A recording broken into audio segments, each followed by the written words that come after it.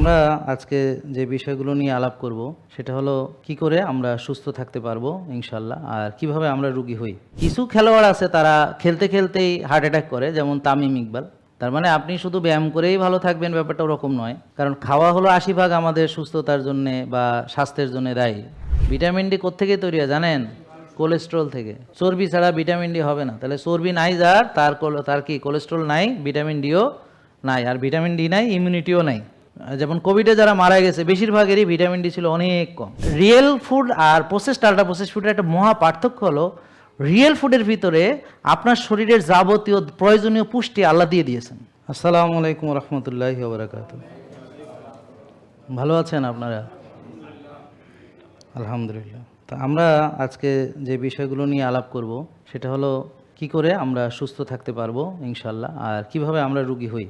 তো মূলত মহান রাব্বুল আলামিন আমাদের রব, তিনি আমাদেরকে সুন্দরভাবে সব কিছু পবিত্র কোরআনে বর্ণনা করে দিয়েছেন, এবং আমাদের প্রিয় নবী হজরত মুহাম্মদ সাল্লাল্লাহু আলাইহি ওয়াসাল্লাম তিনি আমাদেরকে বাস্তবে সেগুলো প্রয়োগ করে দেখিয়েছেন। তো পৃথিবীতে আমরা কেউই স্বাধীন নই, যদিও আমরা মনে করি আমরা স্বাধীন, তবে আমাদের কিছু দায়বদ্ধতা আছে। তো এই পৃথিবীতে আমরা এসেছি, আমরা পৃথিবী ছেড়ে চলেও যাব, এবং আমাদেরকে আবার বিচারের সম্মুখীন হতে হবে। আমরা যেই কাজগুলো করব সেই কাজগুলো আমাদের আমল হিসাবে আমাদের সঙ্গে যাবে। তো কেউ ভালো কাজ নিয়ে যাবে, কেউ আবার ভালো কাজ নিয়ে যেতে পারবে না। এখন পৃথিবীতে ভালো এবং খারাপ করার মতো যে স্বাধীনতা আমাদের সকলেরই আছে। আমরা চাইলে ভালো কাজ করতে পারি, চাইলে খারাপ কাজও করতে পারি।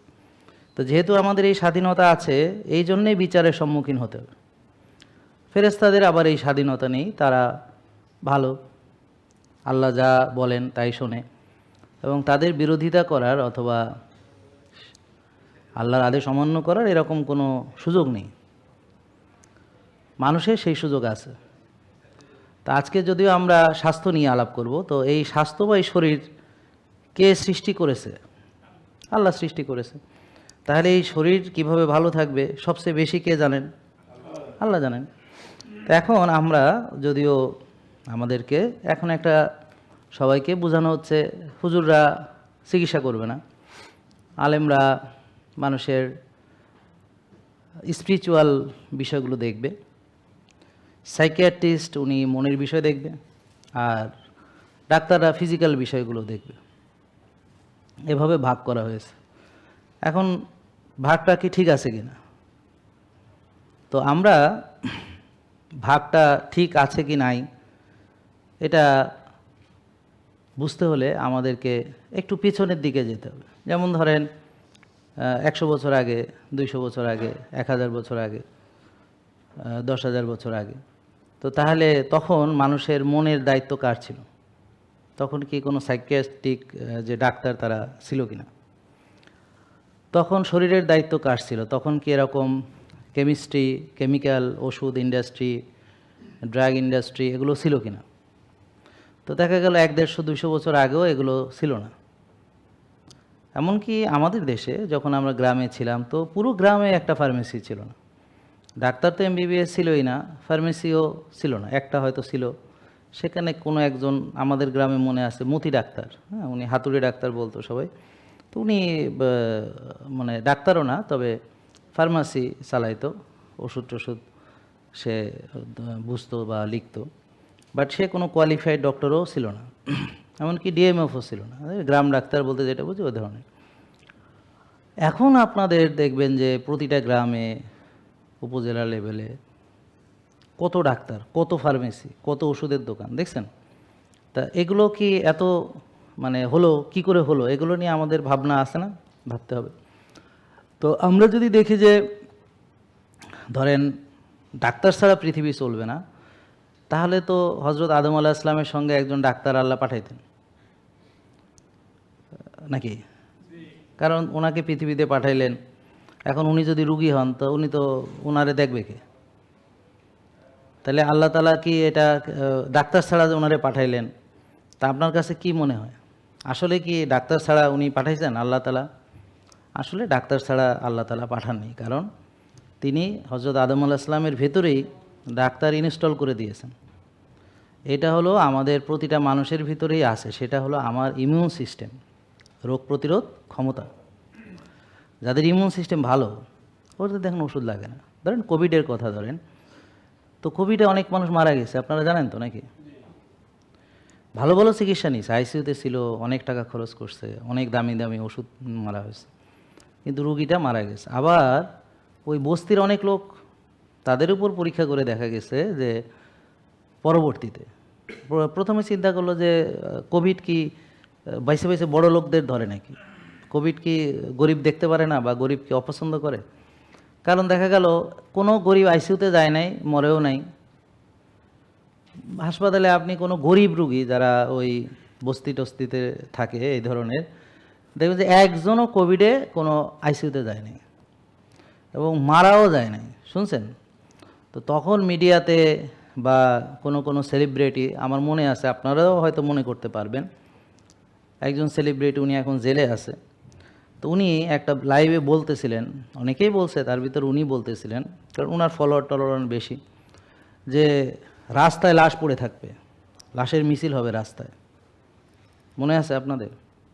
কিন্তু দেখা গেল লাশের মিছিল হয়নি, রাস্তায় লাশ পড়েও থাকেনি। উনি কি বোঝাতে চাচ্ছিলেন যে এই যে মানুষগুলো খেটে খায় যারা, ওরা তো আর কোভিড মানে না। কেন মানে না? কারণ কোভিড হয়ে মরবে 14-15 দিন, 18-20 দিন সময় লাগবে, আর না খেয়ে তো মরবে কয়দিন পরে। তো এই জন্য ওরা জীবিকার তাড়নায় তারা রাস্তায় বেরোচ্ছে। তো ওদেরকে আবার কান ধরে উঠবাস করাইছে ম্যাজিস্ট্রেটরা, দেখছেন তো নাকি?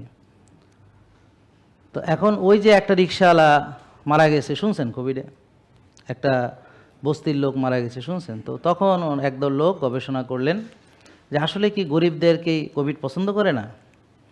তো ওনারা বস্তির ভিতরে জরিপ চালাইলেন এবং ওখানে তাদের সবার অ্যান্টিবডি টেস্ট করা হলো, এবং খুব মজার ব্যাপার, দেখা গেল 75% অ্যান্টিবডি পজিটিভ আসছে, অর্থাৎ তাদের কোভিড হয়েছিল, তাদেরকে অ্যাসিমটোমেটিক ক্যারিয়ার বলে, অর্থাৎ কিছু বোঝা যায়নি, কোভিড হয়েছিল, কিছুই হয়নি, যার হয়েছে সে নিজেও টের পায়নি। তাহলে তার ইমিউন সিস্টেম ভালো ছিল, এমন যে কোভিডে আক্রমণ করেছে এবং সে কোভিডে আক্রান্ত হয়েছে সে নিজেই জানে না। মানে কি, বুঝেন নাই কথা? তাহলে যাদের ইমিউন সিস্টেম ভালো, তা আপনারা প্রতিদিন আপনার ভিতরে ক্যান্সারের যে ইয়াগুলো তৈরি হয়, সবার ভিতরে ক্যান্সার সেল তৈরি হয় সব সময়, সবার হচ্ছে। তা এখন আপনি টের পাচ্ছেন না কেন জানেন? কারণ আপনাদের ন্যাচারাল কিলার সেল আছে শরীরের ভিতরে। ন্যাচারাল কিলার সেল ওই ক্যান্সার সেলগুলোকে ডিটেক্ট করে এবং মেরে ফেলে, বুঝতে পারছেন? এই জন্য আপনারা এটা জানতে পারেন। আমাদের শরীরে সবসময় ইনফ্লামেশন হচ্ছে, কিন্তু সবার কিন্তু ইনফ্লামেটরি ডিজিজ হচ্ছে না। কেন হচ্ছে না? কারণ আমার বডিতে অ্যান্টি ইনফ্লামেটরি বাফার সিস্টেম কাজ করে। তো ওরা কি করে? সারাক্ষণ ওই যে আমাদের যে প্রদাহগুলো, এগুলোকে মিনিমাইজ করে। আমরা যে কেমিক্যাল খাই ভাতের সাথে, রুটির সাথে, কেমিক্যাল ফার্টিলাইজার, পেস্টিসাইড, আমের সাথে, আমে কিন্তু 5 থেকে 6 ধাপে কেমিক্যাল প্রয়োগ করা হয়। যারা আম চাষি ওনারা জানে, আমি নিজে আম বাগানে গিয়েছি, যারা আম চাষের সঙ্গে জড়িত ওদের সঙ্গে কথা বলেছি, এবং আমার সাথে ওরা সত্য কথাই বলে। স্যার আমরা এই এতবার এইভাবে এইভাবে কেমিক্যাল দিই, এমনকি ফল আসার আগেই জমিতে দেওয়া শুরু করে, মুকুল আসার পরে দেয়। হ্যাঁ, ইয়েস, ইউর রাইট। তো এইভাবে মোট 5-6 ধাপে কেমিক্যাল দেওয়া হয়, এবং পরবর্তীতে আবার কেউ কেউ কার্বাইড দেয়, ফরমালিন দেয়, সেটা হলো পরে, কিন্তু আগেই 5-6 ধাপে কেমিক্যাল দেওয়া হয়। তাহলে ওই কেমিক্যালগুলো যে আমরা খাচ্ছি, তাহলে আমরা মরতেছি না কেন? কারণ ওইগুলো লিভার মেটাবোলাইজ করতেছে, সেগুলোকে ক্ষতিকর কেমিক্যাল থেকে আবার সেটা এমনভাবে এটাকে রূপান্তর করছে যে আমরা বেঁচে যাচ্ছি। কিন্তু লিভার কতটা লোড নিবে? এখন আপনার সয়াবিন তেল খাচ্ছেন, চাষের সবজি খাচ্ছেন, চাষের মাছ খাচ্ছেন, তা একসময় লিভার ক্লান্ত হয়ে পড়ে, তখন আমাদের রোগ হয়। রোগ হয় কিন্তু পরে, নাইলে কিন্তু ওই 2টা আম খেয়ে রোগী হইতেন। কিন্তু আপনি 2টা আম খেয়ে রোগী হচ্ছেন না কেন? 2টা আম খেয়ে রোগী হচ্ছেন না কেন? বা যারা তরুণ আছে তারা কত অনিয়ম করে না, রাত জাগে, এই যে এখন রাত জাগে জাগে খেলা দেখবে, হ্যাঁ খেলবে না নিজে, কিন্তু খেলা দেখবে। তো একদল লোক খেলে 11 জন, আর সারা বিশ্বে মানুষ তাদের দেখে। তো যারা খেলোয়াড় তারা কিন্তু মোটামুটিভাবে সুস্থ থাকে। তো ওরা আবার যখন খেলা ছেড়ে দেয় তখন রোগী হয়। আবার কিছু খেলোয়াড় আছে তারা খেলতে খেলতেই হার্ট অ্যাটাক করে, যেমন তামিম ইকবাল। তো ওনারা আবার দেখা গেল খেলে ঠিক, কিন্তু হয়তো খাওয়া দাওয়া ঠিক নাই, হয়তো ঘুম ঠিক নাই, এই জন্যে তারাও বিপদে পড়ে। তার মানে আপনি শুধু ব্যায়াম করেই ভালো থাকবেন ব্যাপারটা ওরকম নয়, কারণ খাওয়া হলো 80 ভাগ আমাদের সুস্থতার জন্যে বা স্বাস্থ্যের জন্য দায়ী। কত ভাগ দায়ী খাবার? 80 ভাগ দায়ী। আর বাকি 20 ভাগ হচ্ছে ঘুম, ব্যায়াম ইত্যাদি অন্য যে জিনিসগুলো আছে, মানসিক প্রশান্তি, বুঝলেন? তাহলে আমরা দেখলাম যে খাবার যদি নষ্ট হয় তাহলে আমাদের রোগ হওয়ার সম্ভাবনা বেড়ে যায়। এখন ইমিউন সিস্টেম ভালো থাকে যখন আপনি ভালো ভালো খাবার খাবেন, যখন আপনি এক্সারসাইজ করবেন, যখন ভিটামিন ডি ভালো থাকবে, রোদে যাবেন, ঘাসে হাঁটবেন, কায়িক শ্রম করবেন। তো খেটে খাওয়া মানুষদের সুবিধা কি? তারা প্রচুর পরিশ্রম করে, বৃষ্টিতে ভেজে, রোদে পুড়ে, এবং বেশি খেতে পারে না। এরা আবার প্রচুর মশার কামড়ও খায়, সব মরে যাওয়ার কথা। দেখবেন যে আমি যখন ওই যে ব্যাডমিন্টন খেলতে যাই ওই স্টেডিয়াম, তো স্টেডিয়াম আছে না এদিকে, ওই স্টেডিয়ামের চতুর্দিকে দেখবেন আপনি সবাই ঘুমায়। কেউ ভ্যানের মধ্যে ঘুমায়, কেউ মাঠের মধ্যে ঘুমায়, কেউ ক্রিকেটের পিচের মধ্যে ঘুমায়, কেউ রাস্তার মধ্যে ঘুমায়। দেখছেন আপনারা কখনো? দেখছেন নাকি? ওদের কি মশা পছন্দ করে না? কামড়ায় না? আর সবাই তো মশারি টাঙায়ও না। তো তারা মরে যাচ্ছে না কেন, বুঝলেন? আর ওরা কি করে ওখানে ঘুমাতে পারছে? আর আমার যারা রুগী তারা সুন্দর সুন্দর খাট, বিছানা নরম, এবং এসিও আছে, তো ঘুমাতে পারে না, আসে বলে আমার ঘুম নাই। তা এখন দেখবেন যে ওর ঘুম আছে, ওর ঘুম নাই, কারণ কি? দেখবেন যে যে বলে ঘুম নাই ওর কোনো কায়িক শ্রমও হয়তো নাই, ও হয়তো অনেক টেনশনও করে। ভিটামিন ডি কোত্থেকে তৈরি হয় জানেন? কোলেস্ট্রল থেকে। কোলেস্ট্রল চর্বি ছাড়া ভিটামিন ডি হবে না। তাহলে চর্বি নাই যার, তার কি কোলেস্ট্রল নাই, ভিটামিন ডিও নাই, আর ভিটামিন ডি নাই, ইমিউনিটিও নাই। যেমন কোভিডে যারা মারা গেছে বেশিরভাগেরই ভিটামিন ডি ছিল অনেক কম। তাহলে ইমিউনিটির জন্য ভিটামিন ডি খুবই গুরুত্বপূর্ণ, এবং ভিটামিন ডির অপটিমাল রেঞ্জ হলো 90-100। কেউ কেউ বলে 30 হলে ভালো হতে পারে, তারা 30 পেয়ে পাশ করে, 33 পায়, কিন্তু আমরা লেটার চাই 100 চাই, আমরা 90 থেকে 100-র মধ্যে থাকতে চাই নাকি? ঠিক আছে নাকি? কেউ আবার খুব বাড়াবাড়ি করে, এরা 300 বানায় ফেলে, হ্যাঁ, সেটা হলো ভিন্ন। তো বাড়াবাড়ি আমাদের নাই, আমরা মাঝামাঝি পছন্দ করি। আমরা 300ও চাই না, আমরা 30ও চাই না, আমরা 90-100-র ভিতরে থাকতে চাই, মধ্যম পন্থার মধ্যে থাকতে চাই। তাহলে এখন এই ভিটামিন ডি তৈরি হয় সূর্যের আলোর মাধ্যমে, রান্না হয়। আর ভিটামিন ডির যে র ম্যাটেরিয়ালস বোঝেন আপনারা? এটাকে বলে প্রিকার্সার, মানে মেডিকেলের ভাষা তো একটু ভিন্ন। প্রিকার্সার, ভিটামিন ডির যে প্রিকার্সার, মানে প্রি যেখান থেকে পরে, পোস্ট মানে প্রি মানে আগে, আগে পূর্ব অবস্থা, মানে কোলেস্ট্রল থেকে 5টা ধাপ বা 4টা ধাপে হয়। প্রথমে স্কিনে 2টো ধাপ আছে, সেখান থেকে মানে আপনি সূর্যের রশ্মি যখন পড়ে চামড়ার উপরে তখন একটা বিক্রিয়া হয় কোলেস্ট্রল। এরপরে যখন তাপ হয়, তাপের কারণে আরেকটা সেকেন্ড বিক্রিয়াটা হয়। তারপরে লিভারে গিয়ে থার্ড একটা বিক্রিয়া হয়, আর ফোর্থ বিক্রিয়াটা হয় কিডনিতে গিয়ে। ফাইনালি কিডনি থেকে active form of vitamin D ব্লাডে আসে, সেটাই শরীরের বিভিন্ন জায়গায় গিয়ে বিভিন্ন প্রায় 300 কেমিক্যাল রিয়াকশনকে প্রভাবিত করে ভিটামিন ডি। অর্থাৎ যার ভিটামিন ডি কম তার ইমিউনিটি যে খারাপ তা না, অ্যাবাউট 300 কেমিক্যাল রিয়াকশন সঠিকভাবে সম্পন্ন হতে পারে না, অ্যাবাউট 300 কেমিক্যাল রিয়াকশনস। তাহলে ওই সূর্যের আলো কে দিয়েছেন? আল্লাহ। আর ওই কোলেস্ট্রল কে দিয়েছেন? আল্লাহ। রিয়েল ফুড আর প্রসেসড আল্ট্রা প্রসেসড ফুডের একটা মহা পার্থক্য হলো, রিয়েল ফুডের ভিতরে আপনার শরীরের যাবতীয় প্রয়োজনীয় পুষ্টি আল্লাহ দিয়ে দিয়েছেন। তখন ওই খাবার খেলে আমার চাহিদা মিটবে, প্রোটিনের চাহিদা মিটবে, ফ্যাটের চাহিদা মিটবে, কোলেস্ট্রলের চাহিদা মিটবে, হ্যাঁ, মাইক্রোনিউট্রিয়েন্টস, হ্যাঁ, ম্যাঙ্গানিজ, ম্যাগনেশিয়াম, পটাশিয়াম সব আমি পেয়ে যাব ওখান থেকে, এমনকি সোডিয়াম ক্লোরাইড, হ্যাঁ, যা দরকার। এখন সোডিয়াম ক্লোরাইড যদি কেউ লবণ খাইতে নিষেধ করে, ভাই শোনেন, সোডিয়াম ক্লোরাইড ছাড়া মানুষ বাঁচে না। এবং অনেক রুগী আছে পরে ডাক্তারাই লবণ খাইতে দেয়, ট্যাবলেট আকারেও খাওয়ায়, কিডনি রুগী করে, বুঝছেন? তো যে ডাক্তার লবণ খেতে নিষেধ করে সেই ডাক্তারই আবার ওরে লবণ খেতে দেয়, কারণ তার সোডিয়াম কমে গেছে, ক্লোরাইড কমে গেছে, বুঝছেন? ইলেকট্রোলাইট করে দেখে যে ইমব্যালেন্স হয়ে গেছে। হ্যাঁ, তো এখন আপনার মনে করেন যে মাংস 2 টুকরা কম খেলেও বাঁচবেন, কিন্তু ভাই, হ্যাঁ, সয়াবিন তেল না খেলেও বাঁচবেন, কিন্তু ভাই লবণ ছাড়া কেউ বাঁচবে না। সোডিয়াম ক্লোরাইড যদি কারো না থাকে সে নিশ্চিত মৃত্যু হবে, বেশিক্ষণ বাঁচবে না সে। হ্যাঁ, তো কারো ধরেন আমরা যে সুগার করি, এখন যদি কারো সুগার 0 হয় সে কি বাঁচবে? তাহলে চিনি খাওয়াইতে হবে না, তো মরে যাবে।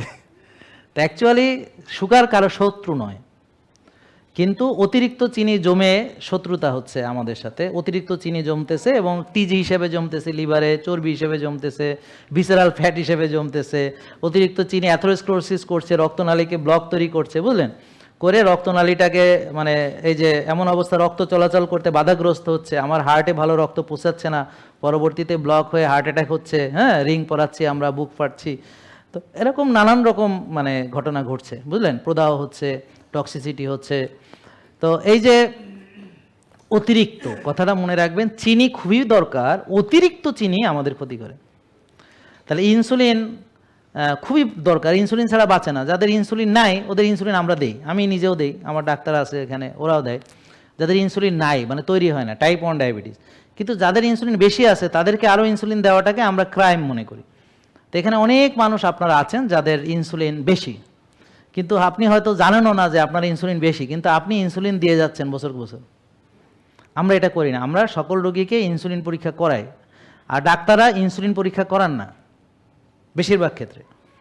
টাইপ 1কে ওনারা হয়তো করান, কিন্তু টাইপ 2কে করান না।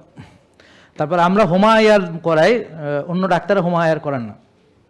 তাহলে হোমায়ার দিয়ে কোষের ওভারলোড বোঝা যায়, মানে ওই যে ওভারলোড আছে কিনা, মানে অতিরিক্ত চর্বি আমাদের সঞ্চিত আছে কিনা। তা আমরা সবসময় আমাদের এই হোমায়ার 1-এ রাখার চেষ্টা করব বা 2-এর নিচে রাখার চেষ্টা করব, টিজিএইচডি রেশিও 2-এর নিচে রাখার চেষ্টা করব, সিআরপি 3-এর নিচে রাখার চেষ্টা করব, ইনসুলিন 4-5-এ রাখার চেষ্টা করব, আর সুগার 5-6 রাখার চেষ্টা করব, ভিটামিন ডি 90-100-তে রাখার চেষ্টা করব ইনশাল্লাহ, ঠিক আছে? আর আমরা আপনাকে সাহায্য করব, আমার ডাক্তাররা সাহায্য করবে, আমার পুষ্টিবিদরা সাহায্য করবে, আমার হেলথ কোচ আছে, ওরা বাসায় গেলে ফোনে খোঁজখবর নেবে।